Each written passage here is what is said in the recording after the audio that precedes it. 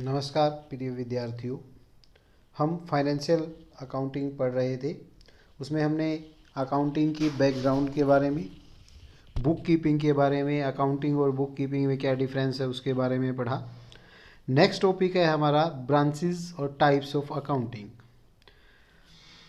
Business की growth के कारण, सिविलाइजेशन के ग्रोथ के कारण बिजनेस की कॉम्प्लेक्सिटी बढ़ गई। बिजनेस की कॉम्प्लेक्सिटी बढ़ने से मैनेजर्स को डिसीजन लेने के लिए अलग अलग इन्फॉर्मेशन की ज़रूरत पड़ती है। वो इन्फॉर्मेशन अकाउंट्स की अलग अलग ब्रांच से हमें मिलती है, इसलिए अकाउंट्स की अलग अलग टाइप्स, ब्रांचेस बनाई गई। सबसे पहला है उसमें फाइनेंशियल अकाउंटिंग, जो हमारा सब्जेक्ट भी है, जो हम पढ़ रहे हैं फाइनेंशियल अकाउंटिंग। फाइनेंशियल अकाउंटिंग का मेन ऑब्जेक्टिव होता है टू असरटेन द प्रॉफिट और loss of the business at the end of certain period. एक निश्चित समय के बाद बिजनेस ने क्या पाया, क्या खोया, उसको कितना लाभ हुआ, कितना हानि हुई, उसको जानने के लिए फाइनेंशियल अकाउंटिंग की ज़रूरत पड़ती है। बिजनेस की फाइनेंशियल पोजीशन, वित्तीय स्थिति क्या है, कितना किससे लेना है, कितना किसको देना है, कितने की एसेट है, कितने की लायबिलिटी है, वो सब जानने के लिए और वो सब निकालने के लिए हम फाइनेंशियल अकाउंटिंग का यूज़ करते हैं। इसमें बिजनेस ट्रांजैक्शंस को रिकॉर्ड किया जाता है जर्नल में, सब्सिडी बुक्स में, फिर उनको समराइज लेजर में क्लासीफाइंग किया जाता है, लेजर में ट्रायल बैलेंस के रूप में उनको समराइज किया जाता है, फिर फाइनल अकाउंट बनाकर उनके वित्तीय स्थिति का पता लगाया जाता है, उसके लाभ हानि का पता लगाया जाता है कि एक सर्टेन पीरियड का बिजनेस का रिजल्ट क्या रहा।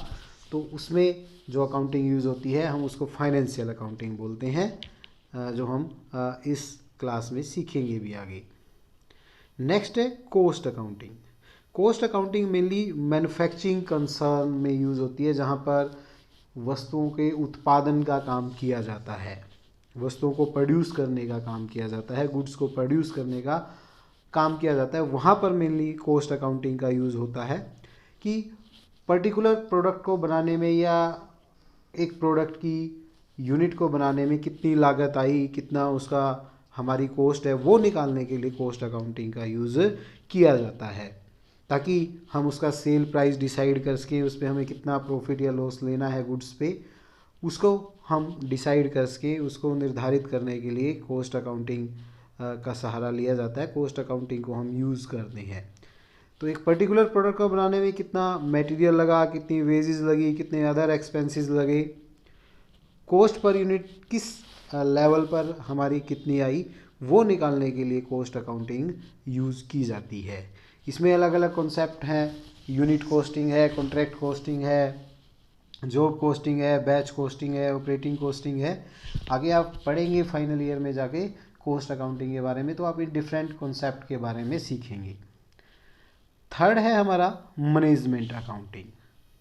The important information related to business are made available to the manager with the help of management accounting, so that they can make important decision related to the business. In this accounting, ratio analysis, cash flow statement, fund flow statement and comparative analysis technique are included. Management accounting business के लिए महत्वपूर्ण सूचना उपलब्ध करवाता है manager को, ताकि manager उनके आधार पर फ्यूचर के लिए डिसीजन ले सके कि भविष्य में उसे क्या डिसीजन लेना है बिजनेस के लिए।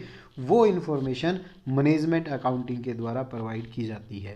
जैसा आपने +2 में पढ़ा भी होगा, रेशियो एनालिसिस है, कैश फ्लो है, फंड फ्लो है, कंपैरेटिव है, कॉमन साइज है। इस तरह की टेक्निक्स को यूज़ करके इंफॉर्मेशन प्रोवाइड की जाती है मैनेजर को, ताकि वो उन इंफॉर्मेशन के बेस पर फ्यूचर के लिए बिजनेस का निर्णय ले सके, उनको डिसाइड कर सके कि क्या करना है, क्या नहीं करना। तो उसमें मैनेजमेंट अकाउंटिंग की ज़रूरत पड़ती है। वो जो काम किया जाता है वो मैनेजमेंट अकाउंटिंग के द्वारा किया जाता है। फिर आता है टैक्स अकाउंटिंग। ये accounting different type of tax जो बिजनेस पे इम्पोज होते हैं, गवर्नमेंट के द्वारा लगाए जाते हैं, वो निकालने के लिए, जैसे इनकम टैक्स है, सेल्स टैक्स है, आजकल हमारा जीएसटी आ गया है, तो जीएसटी निकालने के लिए, या अदर कोई टैक्स गवर्नमेंट के द्वारा इम्पोज किया गया है तो वो टैक्स कितना बनता है, उसकी ड्यूटी कितनी बनती है, वो निकालने के लिए टैक्स अकाउंटिंग का यूज़ किया जाता है। फिर है government accounting. Government accounting mainly government के द्वारा यूज़ किया जाता है, चाहे वो सेंट्रल लेवल पे हो, स्टेट लेवल पे हो, लोकल बॉडी हो, उस पे यूज़ किया जाता है। मेनली इसमें बजट्स बनाए जाते हैं और कैसे गवर्नमेंट अपना एक्सपेंडिचर करेगी वो निर्धारित किया जाता है, वो गवर्नमेंट अकाउंटिंग के तहत आता है। मोस्ट इम्पोर्टेंट जो लेटेस्ट हमारा है सोशल रिस्पॉन्सिबिलिटी अकाउंटिंग, क्योंकि एक बिज़नेस है, वो बिज़नेस कहाँ पे काम करता है, एक सोसाइटी में काम करता है। सोसाइटी में काम करता है तो वो अपना इंफ्रास्ट्रक्चर, अपने बिज़नेस को रन करने के लिए समाज से विभिन्न रिसोर्सेज का यूज़ करता है। उसके पोल्यूशन भी करता है, उसके जो नेचुरल रिसोर्सेज हैं उनका भी वो हनन करता है, उनका भी वो एक्सप्लॉयटेशन करता है। तो उसकी भी, बिज़नेस की भी कुछ रिस्पॉन्सिबिलिटी बनती है कि वो भी समाज को कुछ दे, समाज को कुछ प्रोवाइड करवाए। तो उस एस्पेक्ट से जो अकाउंटिंग की जाती है वो सोशल रिस्पॉन्सिबिलिटी अकाउंटिंग आती है। बिज़नेस से ये उम्मीद की जाती है कि जब वो समाज का एक हिस्सा है और समाज के आधार पर वो काम कर रहा है, समाज के रिसोर्सेज को यूज़ कर रहा है, तो वो समाज को कुछ देगा, तो वो अकाउंटिंग सोशल रिस्पॉन्सिबिलिटी अकाउंटिंग के तहत आती है। फिर आता है हमारा ऑब्जेक्टिव और फंक्शंस, और या हम यूटिलिटी कह सकते हैं अकाउंटिंग की क्या है। ऑब्जेक्टिव, फंक्शन या यूटिलिटी अगर आपके पेपर में आता है तो आपको यही सभी एक्सप्लेन करना है क्या है अकाउंटिंग के। सबसे पहला है to keep systematic record of business transaction. Accounting का सबसे पहला काम क्या है, जो बिजनेस ट्रांजैक्शंस हुई हैं एटलीस्ट ऑफ फाइनेंशियल नेचर, उनको मोनेटरी टर्म में रिकॉर्ड करना, उनका सिस्टमेटिक रिकॉर्ड प्रिपेयर करना, ताकि हम उनके बेस पर बिज़नेस की इंफॉर्मेशन ड्राइव कर सकें, उसका प्रॉपर रिकॉर्ड मेंटेन कर सकें। तो वो इसका काम है सिस्टमेटिक बिजनेस ट्रांजैक्शंस को रिकॉर्ड करना। फिर है टू कैलकुलेट प्रॉफिट और लॉस।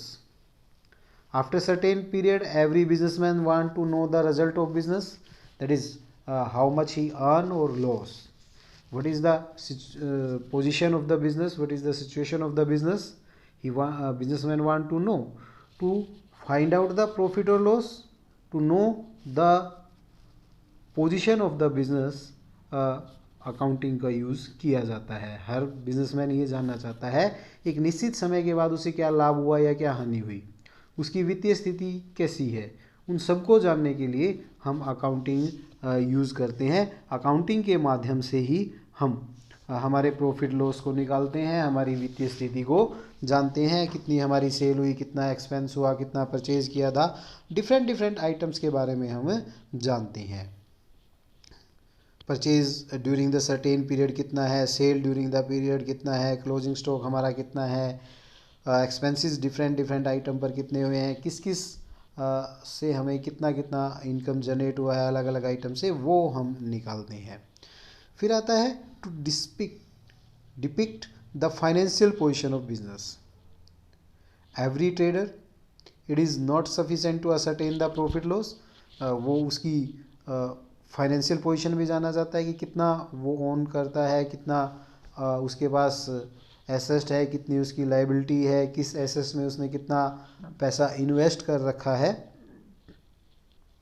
तो वो बिज़नेस की ट्रू पिक्चर को जाना जाता है, उसके लिए वो फाइनेंशियल पोजीशन अकाउंटिंग के तहत ही तैयार की जाती है। जैसा कि आपने +1 में सीखा भी है, बैलेंस शीट हम बनाते हैं तो वो उसकी वित्तीय स्थिति के बारे में बताता है, कितना पैसा किससे लेना है, कितना पैसा किसी को पे करना है, कितनी की उसकी स्टार्टिंग में SSC, at the end of certain period या एंड ऑफ द ईयर हम कह सकते हैं कितना उसके पास एसेट है, कितनी लायबिलिटी है, कितनी कैपिटल है। ये सब इंफॉर्मेशन हमें अकाउंटिंग से मिलती है। नेक्स्ट है to provide information to the various parties, we can say to the various stakeholder. Stakeholder होते हैं जो बिजनेस में अपना अलग अलग उनका अपना हित होता है, जो उनका इंटरेस्ट जुड़ा होता है बिजनेस से, उसको हम स्टेक होल्डर बोलते हैं। इसमें अलग अलग स्टेक होल्डर या अलग अलग इंटरेस्टेड पार्टीज़ को वो इंफॉर्मेशन प्रोवाइड करने का काम अकाउंटिंग के द्वारा किया जाता है। ओनर है, ओनर क्या जानना चाहता है कि बिजनेस ने एक सर्टेन पीरियड में क्या अर्न किया, कितना उसको प्रॉफिट हुआ, कितना लॉस हुआ, कितनी भी उसकी फाइनेंशियल पोजीशन इम्प्रूव हुई या कैसी है, वो जानना है। वो इन्फॉर्मेशन अकाउंटिंग प्रोवाइड करवाता है। दूसरा है management. Management need a lot of information for effectively running the business. Business को रन करने के लिए मैनेजमेंट को, या हम कह सकते हैं मैनेजर को, अलग अलग इन्फॉर्मेशन की ज़रूरत है ताकि उसे फ्यूचर के लिए डिसीजन लेने हैं। बिज़नेस को रन करने के लिए, प्लानिंग करने के लिए उसे डिसीजन लेना है कि किस तरह से बिज़नेस को रन करना है, कितना प्रोडक्शन करना है, कितनी गुड्स को सेल करना है, सेल के आधार पे वो कितना परचेज़ करेगा, कितनी मैन पावर की ज़रूरत पड़ेगी, सब उसको प्लानिंग करना है। उसके लिए इन्फॉर्मेशन चाहिए होती है, वो अकाउंटिंग से मिलती है। डिसीज़न लेने हैं कि पर्टिकुलर किसी प्रोजेक्ट में उसे इन्वेस्ट करना चाहिए, नहीं करना चाहिए, किसी डिफरेंट डिफरेंट अल्टरनेट अवेलेबल हैं तो किस अल्टरनेट को उसे चूज़ करना चाहिए बिज़नेस को मोर प्रॉफिटेबल बनाने के लिए। तो वो डिसीज़न फिर कहाँ से लेते हैं, उसके लिए इन्फॉर्मेशन कहाँ से मिलती है, अकाउंटिंग से हमें मिलती है। बिज़नेस को कंट्रोल करने के लिए कि हमारा जो वर्क हुआ वो एक्चुअल में हमारे स्टैंडर्ड जो हमने डिसाइड किया था उसके अकॉर्डिंग हो रहा है या नहीं हो रहा, हम हमारे प्री डिटरमाइंड स्टैंडर्ड्स को हमारी एक्चुअल परफॉर्मेंस से कंपेयर कर सकते हैं कि हमारी परफॉर्मेंस अप टू स्टैंडर्ड है या नहीं है। तो नहीं है तो क्या रीजंस रहे कि हम हमारे स्टैंडर्ड के अकॉर्डिंग परफॉर्म नहीं कर पाए, उन रीजंस को फाइंड आउट किया जाता है। वो सभी अकाउंटिंग हमें इंफॉर्मेशन प्रोवाइड करवाता है।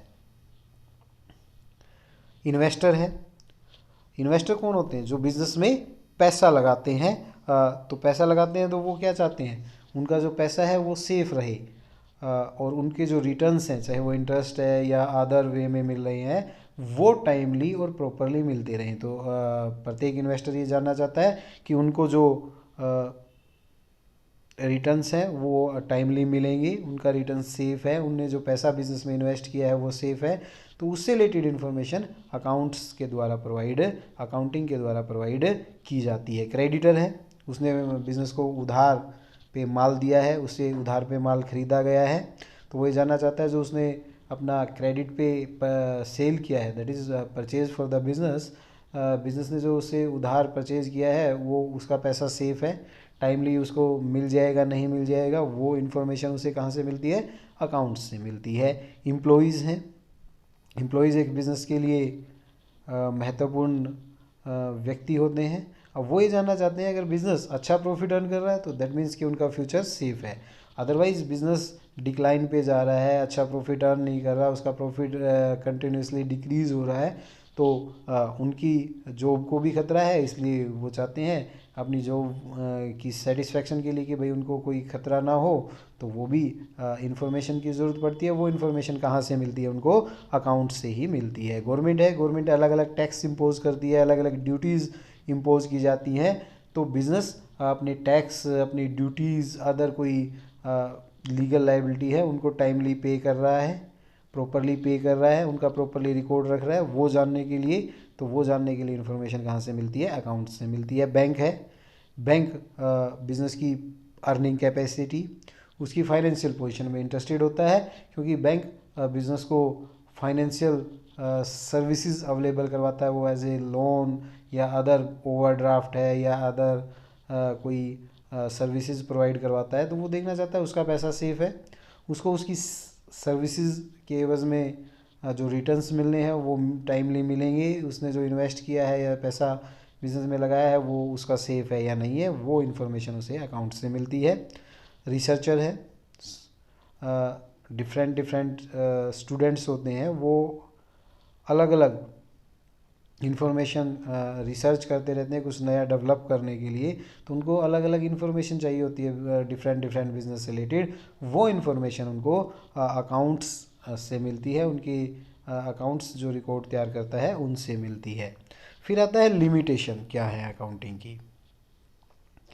Accounting provide information to the owner and interested party. Interested party को भी और बिजनेस को भी इन्फॉर्मेशन ओनर को प्रोवाइड कराता है, बट इसकी कुछ अपनी सीमाएं हैं, अपनी कुछ लिमिटेशंस है।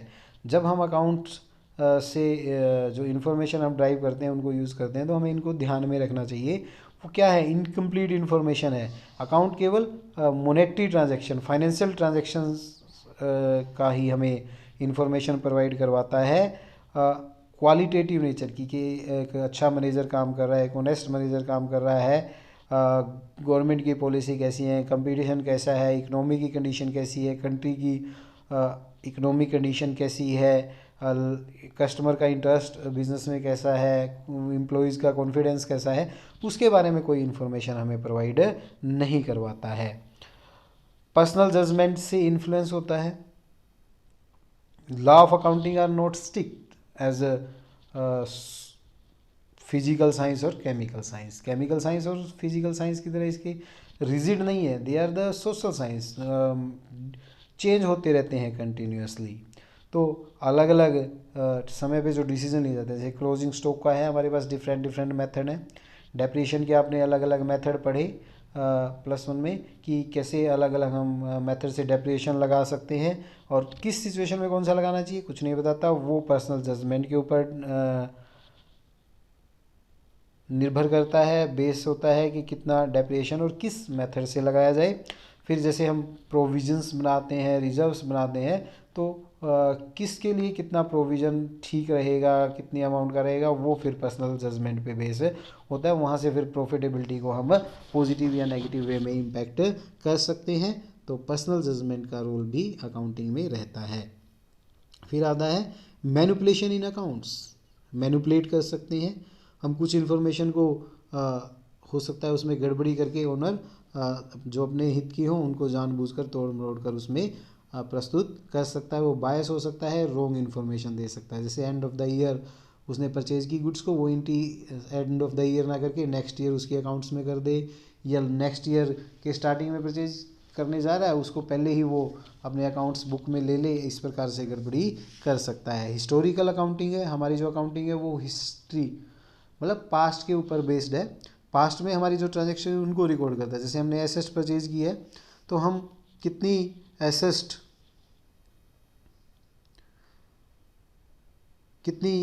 एसेट हमारी किस अमाउंट की हमने परचेज की थी उसके ऊपर वो डिपेंड करता है, ना कि उसको ये लिखता है कि फ्यूचर में जैसे हमने एसेट्स परचेज की, उस एसेट्स को हमने रिप्लेस करना है फ्यूचर में रिप्लेस करना है। वो पास्ट में कितनी अमाउंट की आई थी और फ्यूचर में कितनी अमाउंट की आएगी, फ्यूचर वाली को ध्यान में नहीं रखता, पास्ट को ध्यान में रखता है। इन्फ्लेशन की सिचुएशन है तो रेट डेफिनेटली इंक्रीज़ होते हैं, तो इंक्रीज़ होते हैं, टेक्नोलॉजी भी इम्प्रूव होती है, उसके कारण भी उसके रेट इंक्रीज़ होते हैं एसेट के, तो फिर उसको रिप्लेस करना है, लेकिन वो तो पास्ट के बेस पे लिखता है, इसलिए पास्ट डाटा होता है, इसका भी लिमिटेड यूज़ है।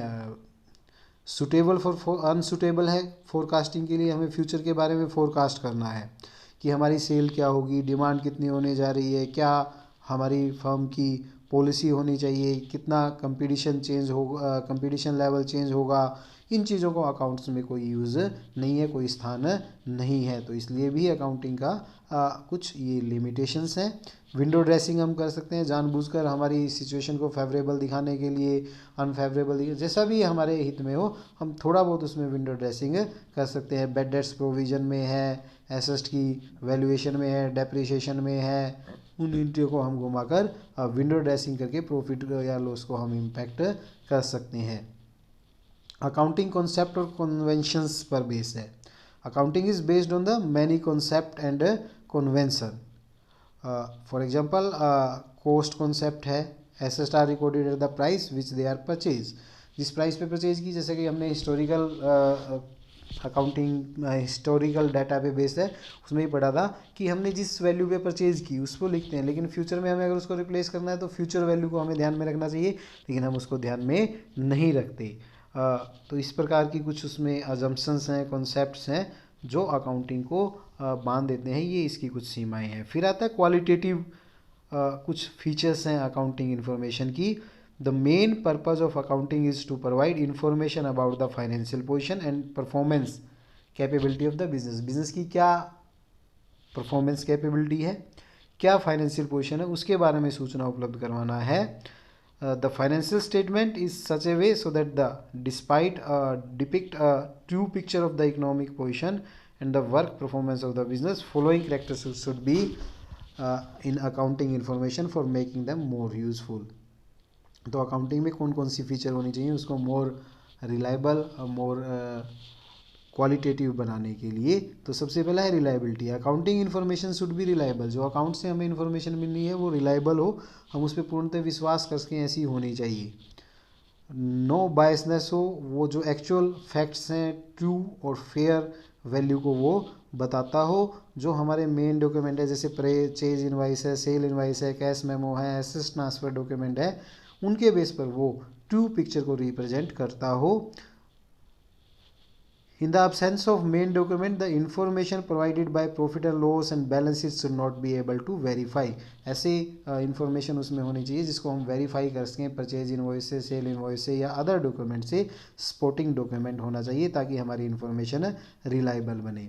Relevance, accounting information are helpful in taking decision by the different party.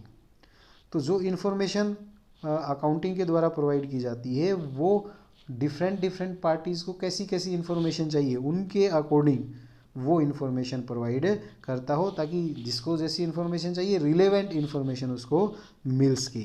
Understandability, information provided by the accounting are use by different party. It is not necessary that all the party have complete knowledge of accounting edition. ये ज़रूरी नहीं है जो parties उसको use कर रही हैं उन सबको अकाउंटिंग की टर्म्स का, जो टेक्निकल टर्म्स हैं उनका पता हो।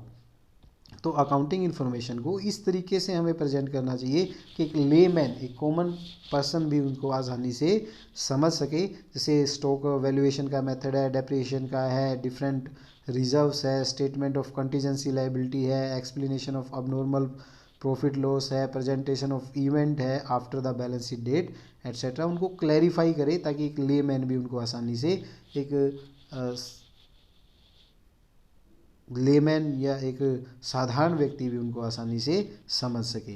Comparability is useful quality of the financial statement. Financial statement should be prepared in a way that the result of one year may be compared with the another year. उसको compare किया जा सके, इसलिए जल्दी से अकाउंटिंग पॉलिसी को, जैसे हम डेप्रिसिएशन का है, क्लोजिंग स्टॉक के वैल्यूएशन का है, या प्रोविजन फॉर डाउटफुल डेट्स बनाने का जो मेथड है, जो बेस है, हमें वो चीज़ नहीं करना चाहिए जब तक कि बहुत ज़्यादा ये ना हो जाए कि उससे को चेंज करना बहुत ज़्यादा ज़रूरी ना हो जाए, या उससे ये ना हो जाए कि वो बेटर पिक्चर को रिप्रेजेंट करेगा बिजनेस की, तब तक हमें चेंज नहीं करनी चाहिए। तो हमारी जो पॉलिसीज़ हैं वो क्लोजिंग स्टॉक को वैल्यूएशन करने की, डेप्रिसिएशन लगाने की, प्रोविज़न बनाने की, वो कंसिस्टेंट होनी चाहिए।